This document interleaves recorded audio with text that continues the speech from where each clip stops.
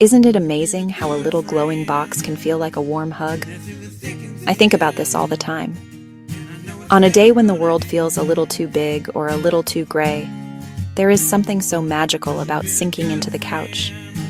You grab your favorite blanket, maybe a bowl of popcorn, and you just press a button. Suddenly, you're not alone anymore. You're welcomed into a world where problems get solved in about 30 minutes, and there's always a friendly face waiting for you. This little ritual is more than just entertainment. It's a way we take care of ourselves, a small act of kindness we give our own hearts. For me, TV has always been this wonderful, reliable friend. It doesn't ask for anything, but it gives so much back. It can be a source of the biggest belly laughs, the kind that make your sides hurt in the best way. It can also be a gentle hand to hold when you're feeling a bit lost. The stories and characters become a part of our own lives. We quote their funny lines and remember their heartfelt advice.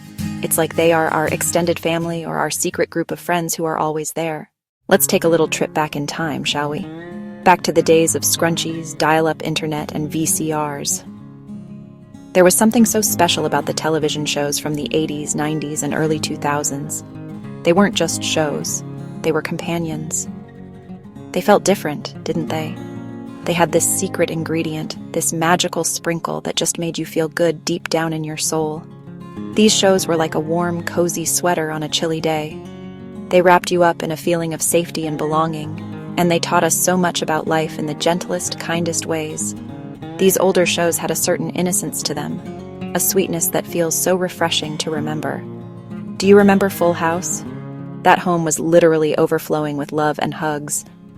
3 father figures trying their best: Danny, Jesse, Joey. They'd sit on the edge of a girl's bed and have a heart-to-heart talk. Those scenes taught us it was okay to have big feelings, and that talking was the first step to feeling better. Then there was The Golden Girls, ahead of its time. It showed friendship, wit, cheesecake. Dorothy, Rose, Blanche, Sophia. They handled life with humor and sass. They talked about dating, aging, loss, all while sitting around their kitchen table. You're never too old to need your friends.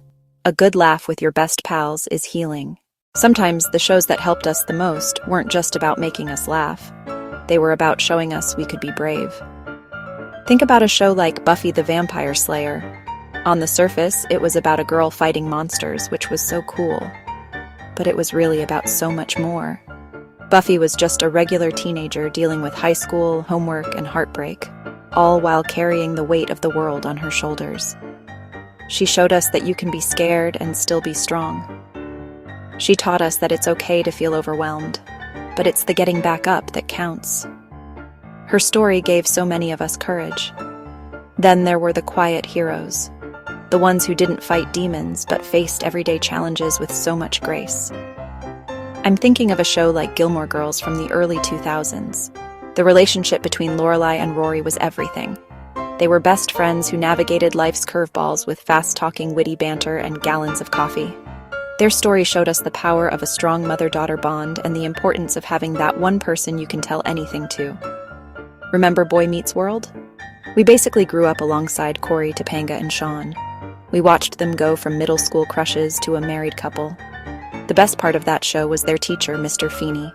He was always there right over the backyard fence with the perfect piece of wisdom.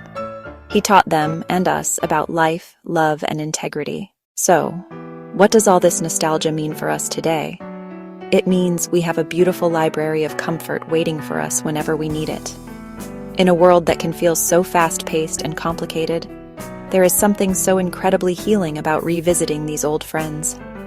I encourage you, I really do, think about a show that made you feel happy and safe when you were younger. Maybe it was one of the ones we talked about, or maybe it's your own special favorite. Go find it. Press play. Let yourself sink back into that wonderful, familiar feeling. You'll be surprised at how much joy it can bring. It's not about escaping reality forever, but about giving yourself a small, well-deserved break. It's like listening to your favorite song from high school, or eating a snack that reminds you of your childhood. These shows are emotional comfort food. Allowing yourself that time to just sit and watch something with a happy ending can be powerful self-care. It's a way of telling yourself that you deserve to feel good, to laugh, to rest your mind for a little while. The world might have changed a lot since these shows first aired, but the things that made them special, friendship, laughter, kindness, hope, are absolutely timeless. So please, be good to yourself.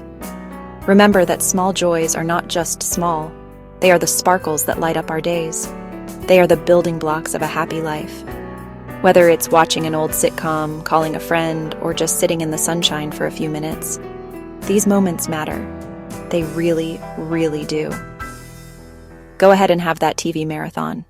Revisit those characters who feel like family. Let their stories wrap you in a warm blanket of nostalgia and remind you that no matter what, there is always a little bit of sunshine to be found.